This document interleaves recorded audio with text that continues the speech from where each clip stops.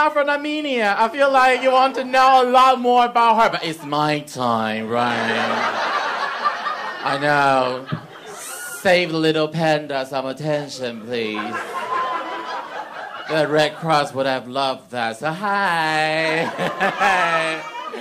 My name is Kuan-Wen. Unlike Freddie, most of you guys cannot handle the pronunciation, let's be honest. Right, so on this island, most of you guys prefer to call me Wang-Wang. Yeah, you heard that correctly. Wang-Wang. I don't like it, but I will take it. I think that's the best offer you guys will ever give to me, so I will take it, yeah. Yeah, we do need to compromise. Otherwise, just like the politician in Westminster, innit? Right, okay, cool. First thing settled. And you'll be wondering, shit, he's got a Chinese accent. Don't worry, I'm not Chinese. Otherwise, I would have collected all your data by now. Like you. I like Asian girl being fucked by BBC porn, you know? Send it to the party via Huawei 5G network. No, I'm not. I will explain, but can I just say, I do think some European countries overreacted on the whole Huawei shambolic incident. Like Poland, like a couple months ago, Poland expelled some Huawei employee and say they are stealing business intelligence. I'm like, yeah, but you're Poland after all. What are they going to steal from you? Horse riding skills? But anyway. I know, so now, I will explain why I'm not Chinese, because my ancestors were visionaries, right? They saw a chance and they fled like there's no tomorrow. Unlike you guys are still here after the referendum. So anyway, we have no time for that today. So I was born in a much smaller island nation called Taiwan. Have you heard of it? Yay! Of course you have. We made your toys, but moving on. I know. I'm very worried because it seems to me in this country, especially to men, you seem to know Thailand better than Taiwan for whatever reason, all right? So let's be honest about it. Thailand is where you guys go for sex tourism, yeah? And Taiwan is where we make your toys and iPhones. So it's a basic distinction between manufacturing and services. Get it? Like chapter 1, economics, basically, exactly. But you guys don't know that much about Asia. So whenever I throw the question, guys, could you guess where I come from? And people just throw all sorts of nutsy answers at me. Like people say, Malaysia. I'm so offended by that because Taiwanese national airline never go missing. I'm like... Twice! They can't even find a fucking remains! How dare you compare us to that? People try to be smart. They say Tibet. I thought, I wish I were Tibetan. If I were Tibetan, Gwyneth Paltrow, I would be the authentic Namaste Instagram influencer, you see? Posting like this every day, you know? But I can't be a Tibetan. It's just not logical because I don't think I'm spiritual enough, honey. The thing is, I suck at least 2 cocks a day. Yeah, one cocked and one uncut, you know, depending on when I like my cream cheese, breakfast or dinner. Oh, no. Surprise, girl. Men don't wash it all the time, but yeah, so that's why this is not a vibe Dalai Lama is going for, is it? Now I can't.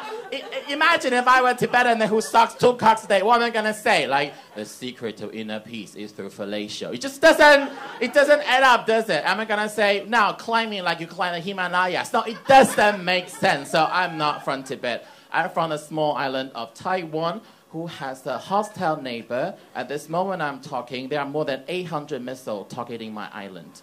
And it's so precarious, I decided to come to a bigger island for protection here. So, the joke's on me now! But anyway, at that time I thought if I want maximum protection from your government, I need to naturalize as a British citizen. Little did I know a British passport is a faster access to being beheaded by ISIS. But anyway, I know. But I still took the famous Life in the UK test. Has anyone ever done it here? No? The Armenian girl? No? No, you're like, no, I'm not staying. It's a shit show. I'm going. Okay, Life in the UK test is a test for foreigners like me by which we have to prove our knowledge of the United Kingdom. is much better than you guys, which I don't think is really fair, but your country, your rule. When I did it, it was under the Grand Coalition government. Do you remember that? Which is Tory plus the irrelevant one. But anyway, so it was all about numbers when I did it. Like question number 1, I still remember. They were asking, what is the gender ratio in the United Kingdom? I was furious. I thought gender is so fluid, who knows? Like every hour is changing, right? Just randomly take an answer. Question number 2, what is the ratio between urban and rural population in the UK? Thought it was fine. Question number 3, though, it's a little bit sensitive. They were asking, what is the percentage of Muslim in the UK? Now, it is sensitive because there were conflicting sources of information. From what I gathered, according to Daily Mail, it's 100%! Right. But according to Guardian, is what Muslim? We see no color. We are all the same. So I wasn't sure. I think for rule of thumb for official paper, I took the Guardian one. I think that's how I managed to pass, and I'm naturalized a British citizen right now. Oh, I'm sure Wigan wouldn't be cheering as much as you guys for me. But anyway, and it has unintended consequence because once I got a British passport, I became a royalist. And a royalist in the house? I know, wouldn't be in Liverpool, would it? I know. I'm sorry, but just one day I went to the hairdresser and I opened the Hello magazine and my life changed at that junction. I'm like, wow, this is so good. But I was too ashamed to buy it, so I keep going back to the hairdresser every single week. And the hairdresser was like, why are you back, Mr. Huang? Your hair hardly grows. I say, shut up, I need to read the magazine. But see, I learned a trick afterwards. If you don't want to leave your online footprint to be obtained by Cambridge Analytica, just always buy it in cash and never swipe your Tesco club card. Get it? Right, anyway, so since I started reading the Hello magazine, I've learned that the Real Housewife of Buckingham Palace, have more things going on than Albert Square and East End. I'll prove to you, okay? There's cheating, there's sibling rivalry, useless children. Last year was a classic that is announcing your pregnancy at your cousin's wedding. What a bitch! I love it! Oh, I love it so much. I wrote a musical for the royal family called Windsor the Musical.